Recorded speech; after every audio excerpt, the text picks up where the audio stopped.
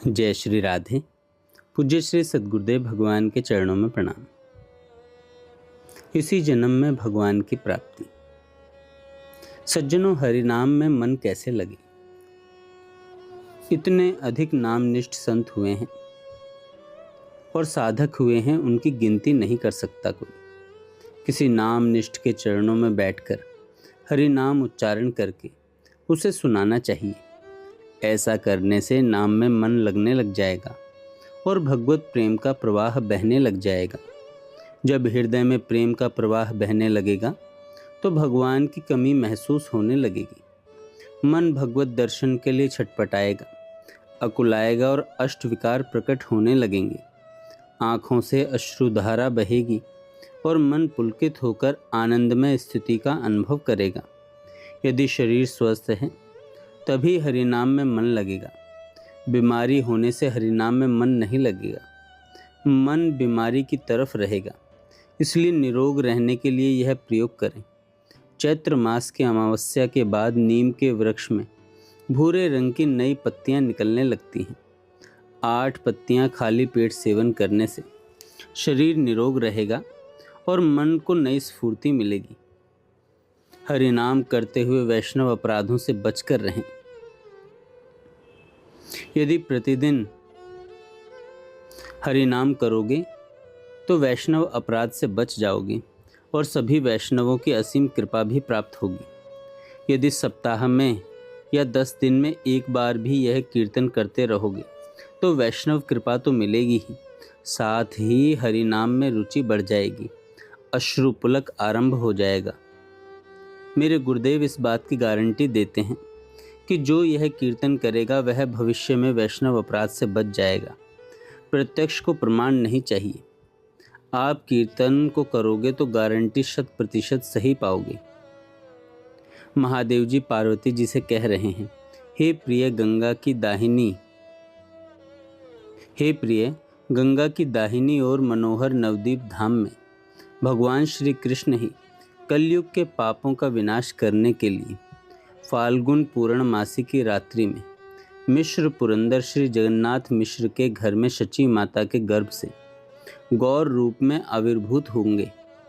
भविष्य पुराण के ब्रह्मांड खंड के 7वें अध्याय में महादेव जी पार्वती जी को कह रहे हैं, हे देवी, कलयुग की प्रथम संध्या में गौरांग देव भूतल में पवित्र भागीरथी नदी के तट पर शचीनंदन रूप में अवतीर्ण होंगे।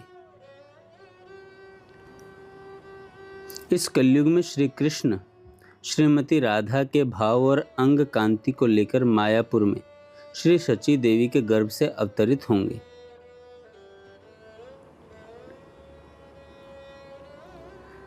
हे मानव, तू भगवान के अच्युत अनंत एवं गोविंद नामों को स्मरण कर। ऐसा करने से तेरे सभी रोग समाप्त हो जाएंगे। यह मैं सत्य सत्य कह रहा हूँ।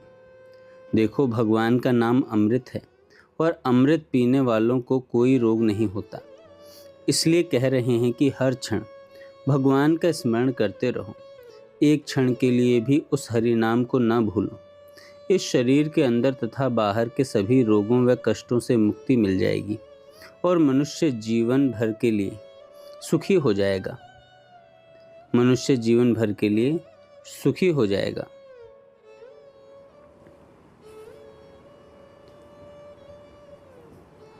सबकी हरिनाम में श्रद्धा बन जाए और आप अधिक से अधिक हरिनाम करने लग जाओ।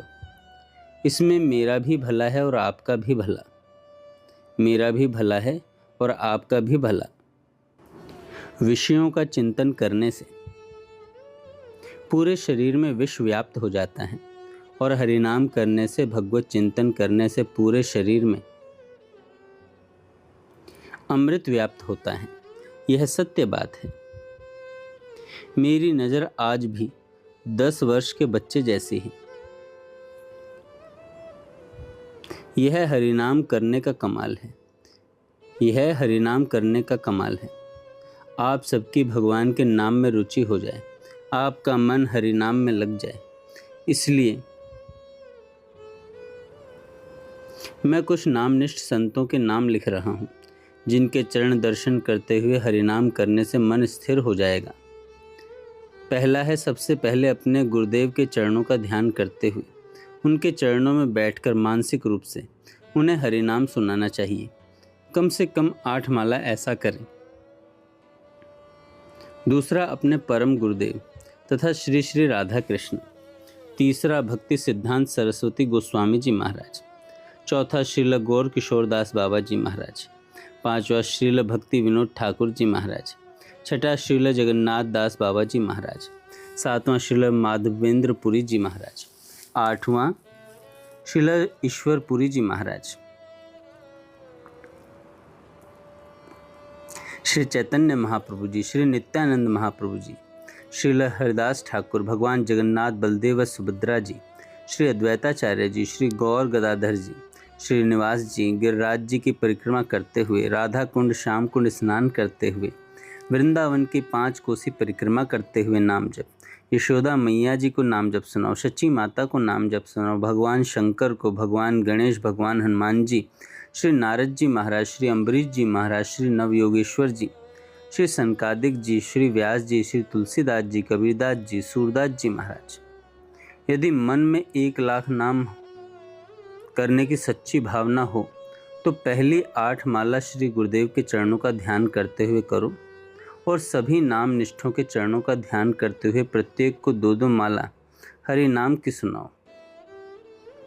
देखो, भगवान की अनंत लीलाएं हैं, उनका दर्शन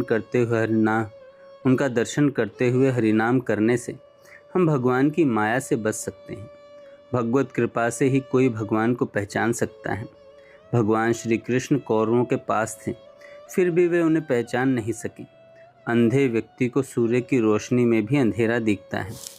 कौरव अपनी अज्ञानता के कारण दुर्भाग्यवश भगवान को पहचान नहीं पाए, समझ नहीं पाए। जिस प्रकार कौरव भगवान को नहीं पहचान सके, उसी प्रकार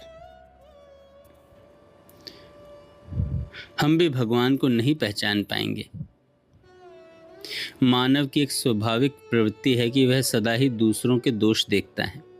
दूसरों के दोष देखते हुए वह अपने दोष नहीं देखता। यही सबसे बड़ी बाधा है। दूसरों के दोष ढूंढने में हम कितना समय बर्बाद करते हैं, कितनी शक्ति व्यर्थ गंवा देते हैं, कितने शुभ अवसर हाथ से गंवा देते हैं। लोगों ने तो माता सीता को भी नहीं बख्शा। मीरा जी, कबीरदास जी, नामदेव जी, नरसिंह जी आदि में भी दोष देखे। अतः एक सुनहरा अवसर गंवा दिया, इस अवसर का लाभ नहीं लिया।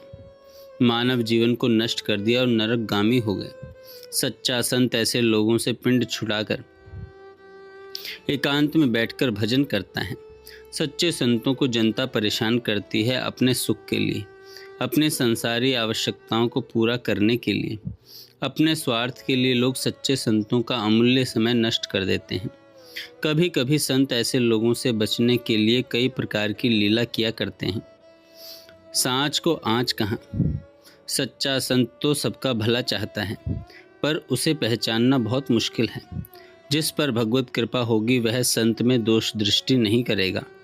इसलिए मैं आप सबसे यह प्रार्थना करता हूँ कि आप बिना समय गवाए आज से ही भगवान के नाम में लग जाओ। आज से ही भगवान के नाम में लग जाओ। जय श्री राधे।